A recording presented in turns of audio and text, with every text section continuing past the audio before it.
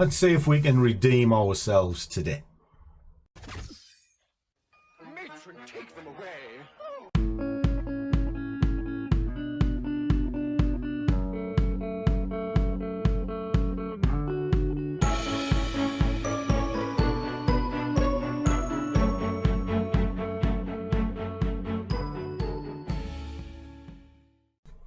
And a warm welcome to one and all.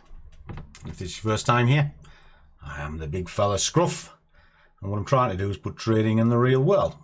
Maybe show you a trick or two along the way. And that is today. If you see the video I did this morning, I made a colossal mistake. And I'll hold my hands up when I do it. It's just one of them things. Anyway, settle myself down, got my cup of coffee, because we all know Scruffy likes a coffee. And I'm just having a quick look at an end of night trade. And why? Well, because I always feel I should put my money where my mouth is. And here we are. So what does that actually mean? Well, if I flick this over, I'll quickly show you. If I drop down in the Discord, I've just put in the breakdown for this, the Euro CAD, that's gone in. But I also put in a bias sheet where I let them know exactly what I'm doing. So it's not long past 4 when this went in. It's telling you to sell, it's telling you to monitor it, and it's reasonably fair to around 10 pips. So I'm going to have to be a bit sort of careful with it somewhat. But I believe in sort of being upfront. I think it's better to tell the guys what I'm doing before I do it rather than after I do it, and then I face the consequences if I'm right, wrong, or indifferent. Now, I do have a very good hit rate. I don't often get it wrong, but when I do, well, and I just take my medicine. It's just one of them things. But this one, I haven't touched this today. This is my wage account. Nothing running, no tickets, everything. So if you watch this throughout the week, you'll see it getting built up. Okay. So what are we doing? What are we proposing to do here? Well, I've got it already marked out. I've got a nice level here. It's holding below and it's pushing up. Now, if it bursts through here, there's a couple of key points that I'll be looking at. Now, I'll build into that as we go. But start at your hourlies. See what the market is trying to tell you. And you'll be in with half a shout. Now, the first thing that stands out to me is this strong drive here. Now, I can actually break that into several sections as well. We have one section here that kind of, it's not aggressive, right? So if I was looking at a hop, skip, and a jump, I would kind of discount that. But that is an aggressive drive. It didn't really come back, screamed back up with another aggressive drive, and then went into chop, and then decided to come back. Right, okay. So this is the drive that interests me, this bit, all right? And the reason why I don't like this so much is it didn't do anything, okay? So what we're looking at, if you're looking at a retracement and reversal, is a reason. And here it is strong aggressive push up, but then it's failed to get any higher. There's the high point. And even when it pushed high, it didn't break this. All right. So let's look at the ratios behind it. Well, oops, sorry. I'll just drop that back to where it wants to be. We've come through and it's had a good go at getting to the 50%. All right.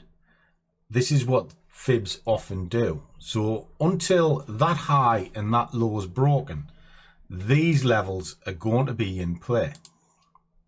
So that's going to be this one. Okay. And what we're looking at is decent points of attraction. Now what that means is it's where the price is going to react. Now, none of us actually know how fully the market will react, but we can take a good guess given with the information we've got in front of us. Now, what I can see here is some nice sort of target points, and one thing and another. What else can we see here? Well, that's quite a strong drive. Seller came in. Buyers tried to come back up, but the sellers held on to it. Lots of sellers. Gapped up, filled the gap, came to this level here. Obviously, it's done its oscillation around, but look how clean it's holding the levels. So this area is incredibly important. So the next part of it is, if we drop it down somewhat, we can see what's happening in the meantime. Well, solid push down. This fib that I've drawn in has been respected. Okay. But the price is holding underneath it. So this can now become also something we can use just as markers. All right. Let me explain. So if I put a fib onto this, I like fibs. I use them all the time. They can help marry out what's going on with the chart. Well, if that's pulling round this zone here, around the 50%, can be a good marker. So if it breaks through that, well, the next entry point is in around this area, the 61. But as you can see, it's respecting the 38 at this moment in time. So what do? We wait and see which is the optimum point. Now, if it pushes up, here's roughly the area. Now, if we look to the left, what does this area represent? Well, there's a lot of chop. And again, it's exactly where this is. So that's possibly a good entry point in here. Let me just show you. There. So we'll leave that on just as a little marker to keep an eye on. All right. Now if we get to over that, there's a half decent move into this zone. So you can get in, you can get out, let it break through, and then make a decision to come back down again. Simple. Or you can just follow the market up, get in. Right, let's go to the daily and have a little look at this. Scream. Indecision happening today. Indecision for what? Oh dear, excuse me. Sneezes. But indecision for what? Is it going to try and retrace back down to here? I think it probably could. It's looking that way. All right. So what we need to do now is figure out what a half decent entry is. So if we come down here, pushing up, a little bit of failure. All right. Could this be a good point of attraction? I think it is. I think it could be a good area for a bounce. So what we're going to do, I want to drop a sell order in on that level. Now I'll also may look to sandwich the price. Now sandwiching the price just means putting another order underneath it. Now if I drop that back to the base of that red zone there, what I've got now is a very simple trade setup. Right? I've evaluated that this is possibly going to push down over. It's pushing up against the current trend, which is not unusual because of that. What this will do, it'll look to take some profits, people on opposing positions, that sort of thing, and it'll pull back to approximately the 50%, which is here. Okay, and that's what it's squeezing into as we are looking. Now I can also put an order underneath the candle so I can catch it both ways. It's either going to trigger this one or it's going to not quite get there and then turn around and catch under here. Okay, so if I just drop an order under there as well, just so that I can kind of illustrate what that is. I'm going to set it for about roughly 10 pips. Okay, right, this is what's called sandwiching. It's where you roughly think the price is right, but you always want the price to come to you. You don't want to just go click. All right. I'm happy to enter on that green line, but what if it don't trigger? You know, because there it is there. And we see this over and over. where it gets there, just air kisses it, and then just turns away. You know, and we just pull that up, make this, give it a little bit of a fighting chance for 10 pips. And then that's it. Simple stuff. If you want to see how these candles are made up, you can drop it down into lower frames, like say 2 minute. And you can go, whoa, it's never even looked back. It's pushing, it's strong. But that'll run out of steam as well. Okay. And these are the bits that you need to watch out for. If it runs out of steam, capitalize on it. Because if it's running out of steam that way, it has to go in the direction that you picked on. And we're going to edge that up as well, because I want that there. All right. Okay. So the top one's ended. So we're going to get rid of that. We're in. Okay. Drop it back to 5 minutes. What can we do now? Well, now I can put some staged orders in for this to run down. Why do I do that?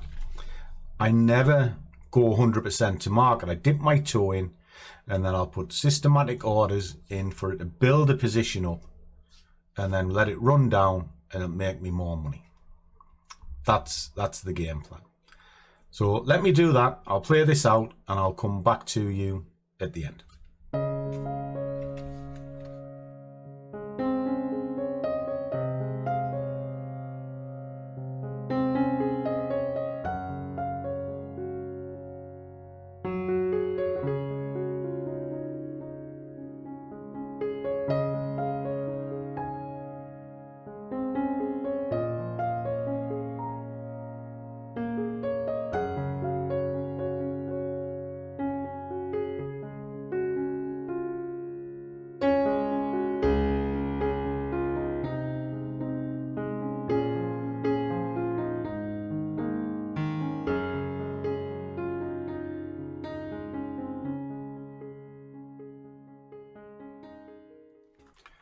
Okay guys, it's coming on to the end of the night. Let this kind of run while been having a meal and one thing and another. And as it comes to the end of the night, it's currently touching on 25 past 8 at night. I like to just come and check my charts, make certain everything's safe if I'm going to let them run overnight, that sort of thing.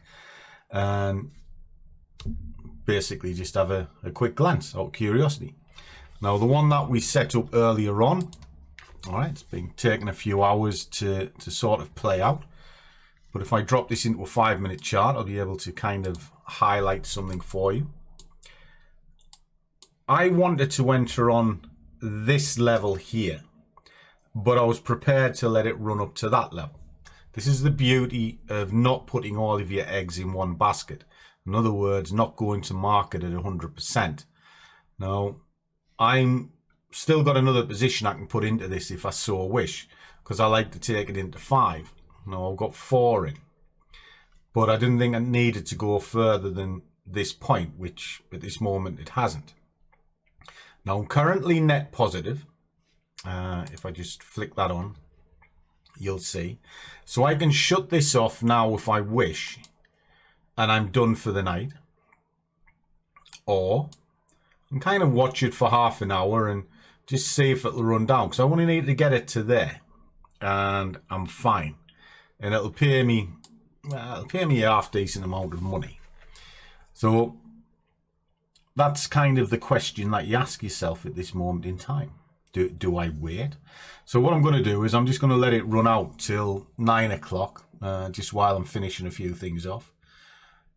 And if there's a couple of positions that close off and they've lost money, well, then they've lost money. As long as I make money, that's the difference. And with this one, if I just pull this back out again, I wanted to enter here. And I'll show you for why. Just if I step this back out a second. It had broke through the level on a solid move down from this point, funny enough. And it was holding. And I thought, oh, okay. You know, let it do the retest, see if there's a bounce, and then carry on down to the downside. because that's what it looked like it's doing. It's struggling to go higher. So if that's the case, it has to come back on itself. And the area of interest was this. And it was working quite well. And then wallop, it surged away. Fine. Well, the fact that it surged away is not a major issue because I don't go 100% to market. I build positions up. And because I build positions up, it meant I'd be able to stage into it and then get out of it, which is what we're doing. I mean, there's another thought. I mean, I can just sort of cut it and just go, right, that's it. Game over. Job done. And who knows? But that was the premise. So what I'm going to do is I'm going to watch it for a little bit. I want to see if it sort of has a shaky moment. If it does, I'll start killing it off. If it doesn't, well, then we get a half decent return. So I'll catch you at the end. Well, we're waiting. I let that trade run. Was taking its time. So switch the camera off and just let it go. So let's have a look, see what's happened with it. Well, doesn't appear to be anything on the screen. There we are. Collapsed in pretty much where I wanted it to go. However, I was working up in here. It's paid me very well. So what's the moral here? Ideally, I wanted to be in here with a view that it would go there. And sure enough, it did. Whether it shot away, and this is where staging comes into place. Enter small and trade backwards within another arena, and then it comes down. And for all it came back to where I started, it paid me at this point. It's a good trade. Why? Because it's well managed. And that is something we touched on today in our Zoom call. It was about Troublesome Tuesday. That's what we call it. If you're unaware, in the group, we have a Zoom call pretty much every day, face to face. And it's a kind of markup Monday where we'll look at a chart, we'll mark it up, talk it. Troublesome Tuesday, things that sort of upset us and sort of get us wrong in the trades. And this is a good example of that. Winning Wednesday, Thoughtful Thursday, and Q&A Friday. Now, when we're talking about troublesome, it often comes down to mismanagement of a trade. And a mismanagement of a trade can be a number of things. Now, for me, I think if you go 100% into market, that's mismanagement because you've got nowhere else to go with it. You have to add to the trade if it goes against you. Whereas if you already agree to a trading arena, agree to a cost, and then break that position up, well, you're not adding to it anymore. In fact, you're reducing the exposure because each additional position you put on is so close to the stop, it costs less. So your initial investment is reducing. It's a strange concept, but it's a one that works for me, and the guys understand it fully now. And I'm going to give a little shout out to the old fossil Peter, because he made me so proud today. He's been working in the group for about 18 months, and he's seen in that time he's never blown an account or anything. He's had his wobbles, but he's never blown. He's built and he's found a process. And I couldn't be more proud because that is the aim of that group. It is to find the tools to ensure that you're stepping forward. So well done, my old kid. Well done. But that's it. And that's trading in a nutshell. The art of trading is more in the management than the strategy. And that's the way it is. So happy days. Oh, talking of the way things are. What's this? Coffee. Coffee. Fantastic. And crumpets. And you my bit of crumpet. I love my coffee. And I got it in my coffee mug as well, because we all know Scruffy likes a coffee. So it's breakfast time. I'm going to enjoy this. I've got a lovely holiday to look forward to next week. Knackered, so I'm going to have a week off. And why not? So as always, guys, Trade well, keep your risk managed, but above all, do what you love, and the money will follow. See you all in the next one.